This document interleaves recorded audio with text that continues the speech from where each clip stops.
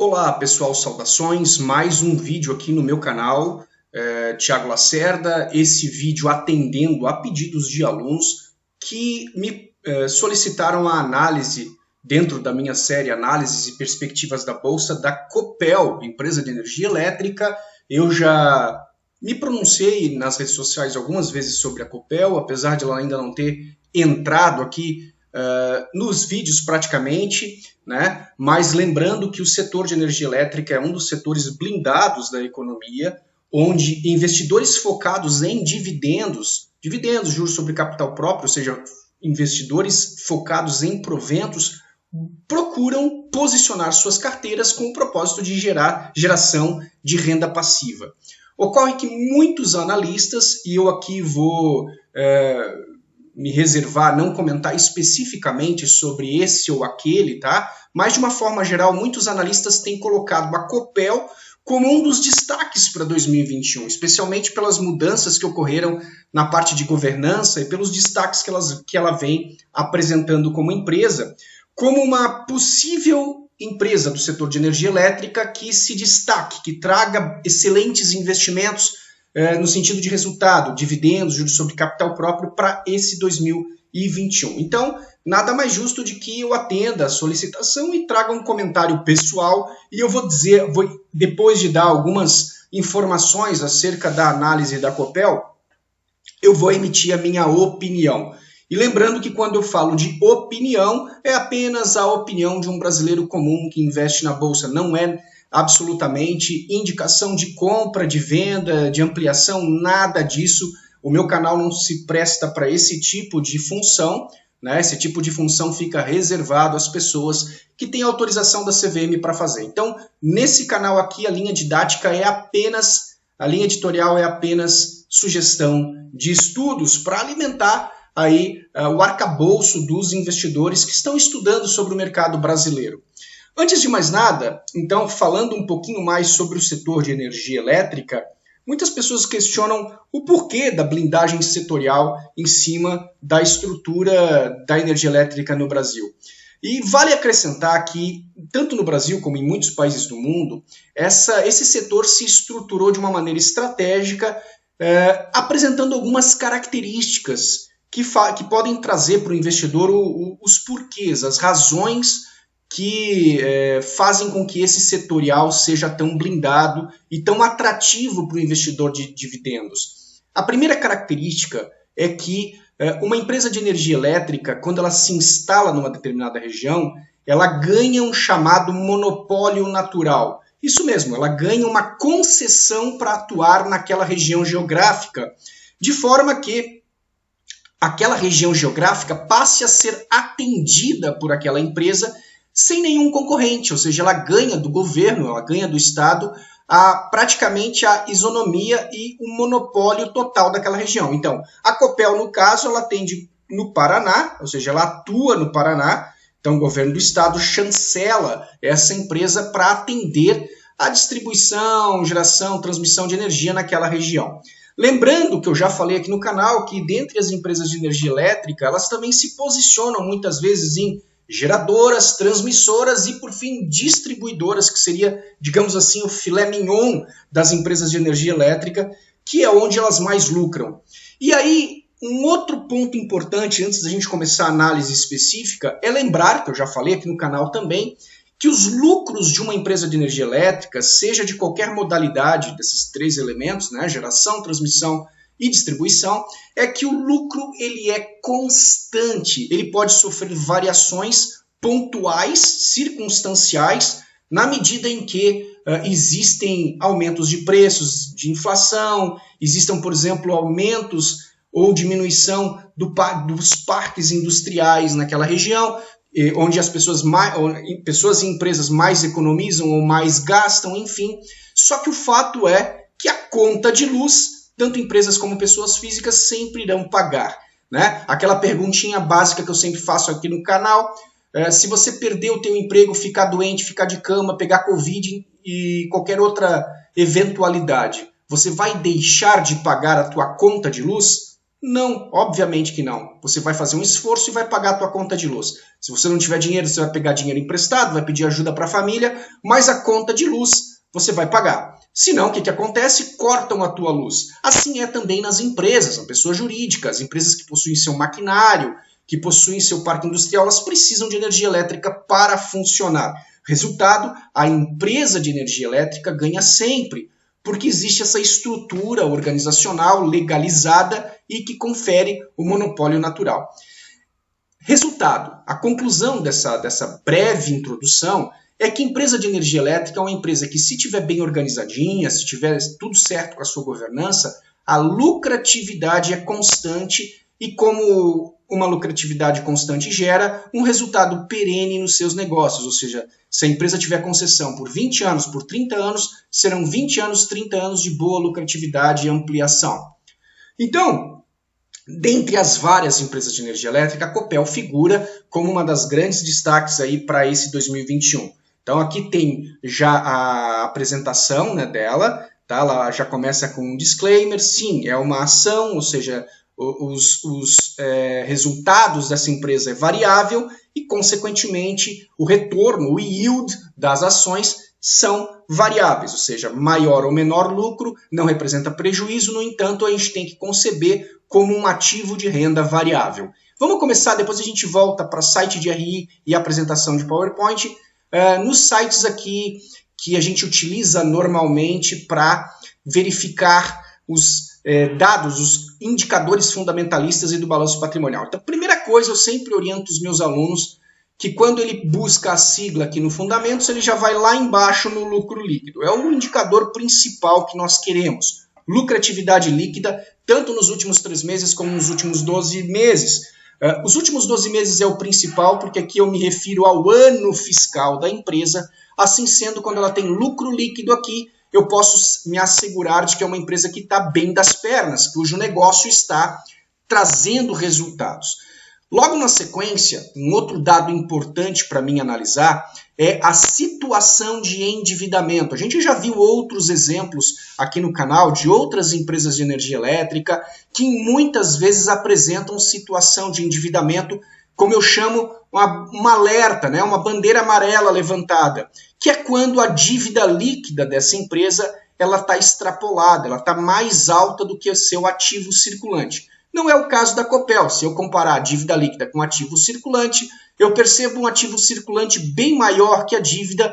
Assim sendo, eu concluo que essa dívida líquida está sobre um controle, está sobre uma administração assegurada. Lembrando que dívida líquida não necessariamente ela precisa ser paga no mesmo ano fiscal. Muitas empresas se alavancam, esse conceito eu já expliquei aqui no canal, né? Elas pegam, por exemplo, crédito no BNDES, pegam crédito para sua ampliação e esse crédito negociado fica escalonado, financiado em alguns anos. Então passa um ano fiscal e outro e ela acaba gerando lucro líquido por conta disso, né? Ela tem um ativo circulante não maior, né, menor, no entanto essa dívida está escalonada. Já vimos isso em outros casos, em outras empresas. Não é o caso da Copel, então a gente pode perceber que Copel, né, tem um bom, ao menos atualmente, tem uma boa situação de endividamento, ou seja, a dívida líquida está gerenciada, tá certo, gente? Aqui tem um ponto que eu sempre coloco como sugestão para os meus alunos também, é aqui no Fundamentos eu tenho essa função, eu venho no subsetor aqui, clico no subsetor. Ele atualiza a página e me bota a planilha de todas as empresas listadas naquele subsetor, para mim poder fazer referências de comparação. Então, por exemplo, um indicador que eu gosto de olhar é o dividend yield, obviamente, porque é o retorno do dividendo, é o próximo indicador que a gente vai olhar. Depois de ver lucro líquido, depois de ver nível de endividamento, você vai no retorno do dividendo, dividend yield. Se eu colocar do menor para o maior, eu vejo as empresas que não estão pagando dividendo, e se eu colocar do maior para o menor, as mais atrativas, ok? Então eu tenho aqui sempre lembrando que isso é variável, eu tenho que estar controlando especificamente as empresas. E aqui, nas siglas, eu consigo ver as empresas mais atrativas. Então eu tenho CESP, tenho Taesa, tenho Equatorial, tenho, né, várias ações, tipos diferentes da mesma empresa. Lembrando que quando eu tenho tipos diferentes, eu devo buscar a ação que é mais descontada, no caso que tem o yield maior, e assim por diante, tá certo? Vamos atrás da nossa queridíssima Copel, CPFL, tal. Copel, tá aqui embaixo a 3, né? Então, a gente pegou a 6, tá aqui ela. Temos aí atualmente projetado um dividend yield de 4,75, tá certo? Não é dos maiores, no entanto, a projeção, a previsão tá em muito bons lençóis. Outro indicador bacana depois do dividend yield, então, voltando aqui, né? A gente vai intercalar entre as duas páginas aqui para a gente trabalhar. Então, depois do dividend yield, que é esse aqui, para quem está começando agora no canal e não sabe o que significa, no site Fundamentos eu tenho aqui esse label vermelhinho, que é um ponto de interrogação. Quando eu levo o mouse em cima, ele abre uma etiqueta e eu consigo ler a descrição do indicador. Então, dividend yield é o dividendo pago por ação dividido pelo preço da ação. É o rendimento gerado para o dono da ação pelo pagamento dos dividendos. Em outras palavras, é uma análise percentual de retorno, ou seja, o percentual de retorno em relação ao preço da ação. Por exemplo, se o preço médio dessa ação é R$100 e a ação somou, digamos, R$5 em dividendo, eu posso dizer que o retorno, o dividend yield, é 5% durante aquele ano. Então, é basicamente a relação percentual entre preço e pagamento de dividendo, ok? Um dos indicadores principais para justamente aqueles investidores que são focados em retorno. Tá certo, gente? Então, é o terceiro ponto que a gente analisa, podendo pegar a planilha de segmento aqui para comparação. Outro interessante é o ROI. O ROI é um indicador que é o retorno sobre o capital líquido, tá? Ele me traz uma noção de quanto esse negócio está lucrando frente ao capital líquido da empresa. Também é um bom indicador de comparação. Eu posso chegar lá nos subsetores e classificar por ROI, do menor para o maior, do maior para o menor. Eu tenho as empresas que mais trazem retorno frente ao seu patrimônio líquido, tá? Então aqui também, mesma história, eu consigo trabalhar, né, a comparação entre empresas. Vamos até onde está a nossa queridíssima Copel, Celeste, tá? Aqui ela desceu um pouquinho, vamos lá, Equatorial, Machado, tá aqui ela, Copel. Então, ela também tem um excelente ROI. A gente tem normalmente uma referência que é orientada pelos analistas, ROI acima de 15. Então a gente tem aqui até agora temos visto que a Copel tem passado aí nos critérios de vantagem em relação a dividendo. Próximo indicador que eu sempre gosto de orientar, e veja bem, pessoal, quem tiver dificuldade em entender aqui mesmo no canal, tem as explicações específicas de cada um deles, vocês podem buscar nos vídeos específicos, ou você pode decidir fazer o meu curso Viver de Ações Oficial, o link para você ver a ementa do curso e adquirir está na descrição. E eu já vou aqui fazer um convite. Antes de mais nada, se você está conhecendo o meu trabalho agora, se inscreve no canal, acompanhe os outros vídeos, dá o teu like, isso me ajuda demais. Não preciso nem dizer, né, pessoal? O protocolo do YouTube aqui tem cancelado canais que tem aí uma opinião mais incisiva, mais alternativa, diferente do tradicional, e acaba boicotando esses canais. Eu tenho perdido muitos seguidores, muitos inscritos. Então verifica se você está com a inscrição aí ativa, se você está com o sininho ativado, para você me ajudar nesse sentido aí, tá certo? Tenho feito um trabalho gratuito e trazido aqui análises e perspectivas da Bolsa de Valores das mais variadas empresas, tanto nacionais como internacionais. Próximo, P sobre VP. Esse P sobre VP, também conhecido como preço sobre o valor patrimonial por ação, P sobre VPA, né? Ele é o preço da ação dividido pelo valor patrimonial e informa quanto o mercado está disposto a pagar sobre o patrimônio líquido da empresa. Aqui tem um ponto importante, né, que muitas pessoas desconhecem. Existe uma métrica internacional aceita aí como convenção que diz o seguinte: sempre que o P sobre VP está abaixo de 1, significa que a ação tem um preço ainda descontado em relação ao seu valor patrimonial. E você observa que mesmo no valor de 65,26, que foi a última cotação aqui do dia 18, né, no site no caso, hoje nós estamos no dia 19, o mercado logo está iniciando e ele vai atualizar esse preço, obviamente. Ele estava com um P sobre VP de 0,9, 0,89 aqui. Obviamente isso é variável, isso vai mudar no decorrer do tempo, mas a gente percebe que nesse caso ainda nós temos muito espaço para crescer com a Copel. E como vários analistas, o mercado está botando o olho nela devido aos destaques, nós já vamos ver lá no site de RI, é interessante você trabalhar essa ideia também. Aqui, quando eu trabalho aqui o Dividend Yield, um pouco mais atrás, aqui no site Fundamentos eu tenho o histórico de proventos e aqui uma característica interessante da Copel também, você vai ver que ela é uma semestral, ou seja, ela trabalha 2 vezes ao ano, basicamente, os seus pagamentos de dividendo. No ano passado, ela pagou uma vez só, em um montante um pouco mais alto, tá? E muita gente me questiona se isso é problema. Não, não é problema. Quando você tem uma carteira amplamente diversificada, essas empresas anuais ou semestrais, elas acabam dando um plus, né, determinados períodos do ano para o teu rendimento. Ela acaba não sendo tão eficiente para você organizar a periodicidade de dividendos, como um fundo imobiliário, por exemplo, que paga todos os meses. No entanto, ela é uma boa pagadora de dividendos devido ao histórico ilibado. Ela tem mais de 5 anos, né, sem interromper o pagamento de dividendo delas. Isso mostra que ela é resiliente, mostra que ela tem uma perspectiva interessante de dividendos para o mercado, como o setor afirma. Outro ponto interessante, depois que nós vimos o P sobre VP, né, é o crescimento no caso das cotações. Então a gente pega, por exemplo, lá desde 2002 e vê que ela está sempre crescendo.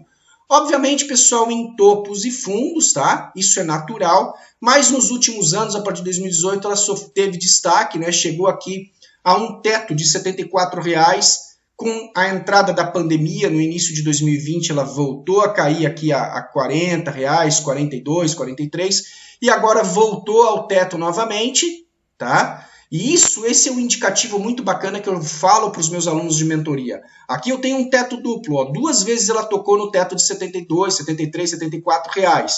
Ou seja, agora ela descontou, né? Está em 65. Qual é esse indicativo? Excelente oportunidade de entrada, ou seja, descontou, se afastou do teto histórico. Ah, Thiago, mas se ela continuar caindo aqui, enquanto os indicadores fundamentalistas continuarem excelentes, eu começo a comprar. Ela caiu a 50, eu compro mais, compra mais desgraça, aquela minha velha brincadeira aqui. Por quê? Porque a tendência de ela ultrapassar esse teto histórico é uma tendência notória e continuar subindo.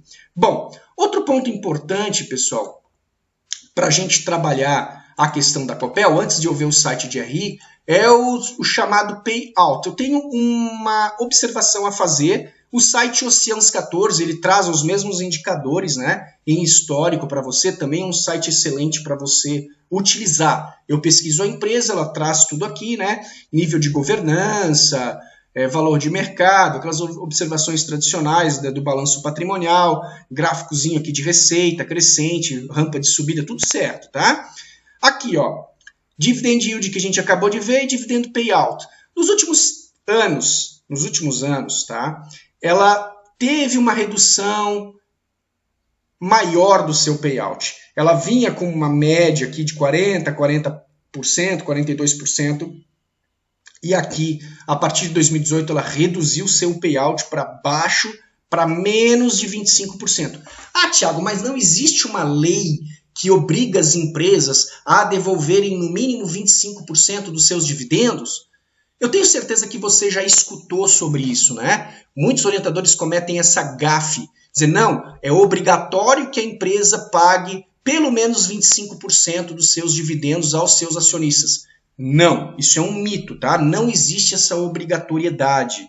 O que existe é o seguinte, o estatuto, ou seja, a assembleia de governança juntamente com os acionistas, pode definir o seu payout e colocar em estatuto essa prerrogativa. Só que isso não é obrigado.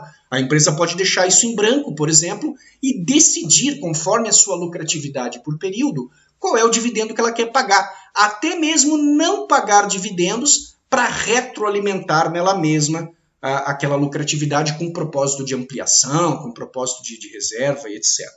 Então, o que a gente observa que a Copel fez? Nos últimos anos, ela reduziu o seu padrão de pagamento de dividendo. E aí, pessoal, antes de vocês começarem a pré-julgar se isso é um sinal positivo ou se isso é um sinal negativo, a gente tem que ver o porquê ela fez isso. E aí entra um pouquinho de esforço do investidor em saber o que está acontecendo com a empresa, tá? Nesse caso, ou seja, ela teve a redução, retroalimentou nela mesma uma parte maior da sua lucratividade, fez reformulações em uma série de aspectos internos e a tendência é que agora ela volte a buscar maior payout a partir dos próximos releases de resultados. Aqui nós estamos em janeiro, então ainda está zerado. Obviamente ela não pagou esse ano, o site Oceanos 14 ainda não computou, mas a gente viu aqui que o projeto dela é um projeto interessante. Bom, vamos lá. Agora sim, site de RI, né? É o dado, a fonte oficial para eu pegar as informações sobre a empresa. Você chega no site de RI da empresa pesquisando no Google. Qualquer empresa que você pesquisar no Google, o nome da empresa, espaço RI, você chega no site de RI da empresa. Acho que foi isso que eu fiz aqui, ó. Vamos ver lá, ó. Copel Energia, eu botei aqui e esqueci de botar o RI, ó. Mordi a língua, né, gente? Mas isso aí que você faz, ó. Você bota o nome da empresa, espaço RI, e já vai vir quase como certo que o primeiro resultado é o site de RI da empresa. E você entra, então, para ter acesso às informações. Gostou da empresa? Quer ser sócio? Vai comprar ações da empresa ou está analisando com mais profundidade? Eu já oriento você a se inscrever no mailing da empresa. Mailing da empresa, você vai preencher o formuláriozinho e pede aqui alguns mostram, alguns não mostram, tal, se inscreve. A partir desse momento, você recebe pelo teu e-mail todos os comunicados relevantes. Bom, governança corporativa para você conhecer melhor diretoria, modelos, políticas, estatutos, protocolos e atas e etc. Aqui. Dados financeiros, onde você vai chegar no demonstrativo de resultados e nas planilhas interativas e também nas apresentações, tá? Para acionistas, você vem aqui. Aí, assembleias, atos, vocês têm todo acesso aqui, ó. Lembrando que você vai receber pelo e-mail, né, no e-mail de alerta ou no mailing, porque você se inscreveu. Eu abri aqui a apresentação de PowerPoint, que foi a apresentação que eu logo comecei aqui, o vídeo já estava linkado aqui, né? Então você tem aqui vários informativos importantes para você. O investidor iniciante, tá, que está começando a aprender a analisar a empresa, deve buscar focar em alguns pontos essenciais. Por exemplo, aumento de resultados sempre é um indicativo bacana. Normalmente, as empresas comparam o resultado de um período contábil com o período contábil imediatamente anterior, do ano anterior ou do trimestre anterior, dependendo de como você está trabalhando. Então, aqui eu tenho o ajustado do terceiro trimestre de 2020, tá? Só para exemplo, né? Você deve acompanhar as empresas e todas as vezes que ela publicar resultados novos, se você tiver inscrito no mailing, você vai receber isso no e-mail. Se você não tiver inscrito no mailing, você é obrigado a vir ao site de RI para buscar ou acompanhar pelos sites especializados quando eles fizerem os ajustes. Então aqui tem alguns destaques, tá? Que ela vai mostrar para você, você vai ler com calma para conhecer melhor o foco da empresa. Então está trabalhando muito a questão do EBITDA, esse é um indicador que ele também está à disposição aqui no nosso Fundamentos, né? É um indicador que, para quem está começando e não conhece, é o seguinte: Earnings Before Interest and Taxes, lucro antes dos impostos e das taxas ou dos juros. Então, é uma aproximação do lucro operacional da empresa. Ou seja, antes de eu ter os descontos dos impostos governamentais, das taxas, e aí o EBIT, aí eu tenho o DA, né, que é o Depreciation and Amortization, antes da amortização, antes da depreciação dos equipamentos, tudo que é computado no balanço patrimonial, ele vai trazer para você um retrato operacional do negócio.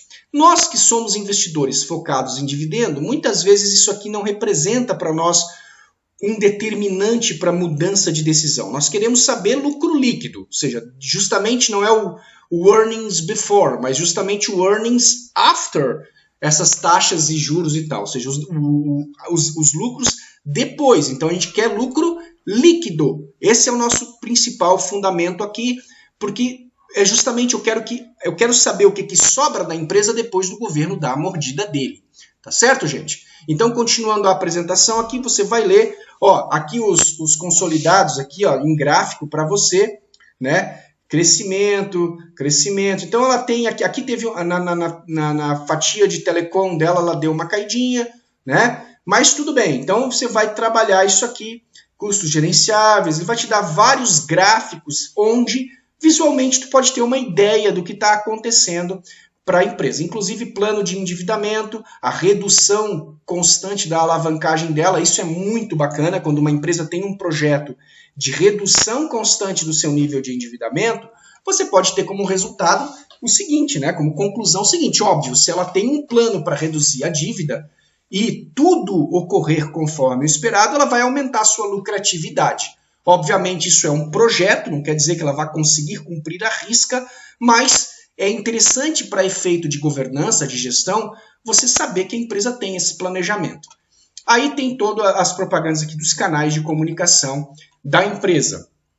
Bom, essa então é a Copel e agora finalizando o vídeo com a minha opinião. Sim, concordo, excelente empresa, acredito que o investidor que conseguir colocar na sua carteira uma diversificação com essa empresa para esse 2021 pode ter excelentes resultados. Sempre lembrando que aqui é uma sugestão de estudos, você que deve tomar a sua decisão, se quer ser sócio, se não quer ser sócio, se quer ampliar, se quer reduzir, se quer vender, se quer comprar. Tá certo? Eu apresento a minha opinião no sentido de que gostei do que eu vi, analisando os dados, analisando os projetos da empresa. Obviamente, maiores detalhes você vai ter que ler, vai ter que buscar, vai ter que ver opiniões, sim, por que não, né? Você pode, sim, vislumbrar opiniões de diversos analistas e tal, mas sempre lembrando que é você que tem que endossar, você que tem que chegar à conclusão pessoal se vale a pena ou não vale a pena se tornar sócio da empresa, tá certo? Por hoje essa é a explicação, espero que você tenha gostado. Se você gostou dessa abordagem, coloca nos comentários qual empresa você gostaria que eu trouxesse para esse tipo de análise aqui para o canal. Compartilhe o vídeo, se inscreve, sininho e etc. Assim você me ajuda. Você pode também querer se tornar membro honorário aqui no canal para contribuir com a divulgação paga, fazer meu curso Viver de Ações, cujo link está na descrição, se inscrever para a mentoria internacional, cujo link está na descrição, entrar em contato comigo em privado e eu fico à tua disposição nas redes sociais. Um grande abraço, pessoal, e até a próxima.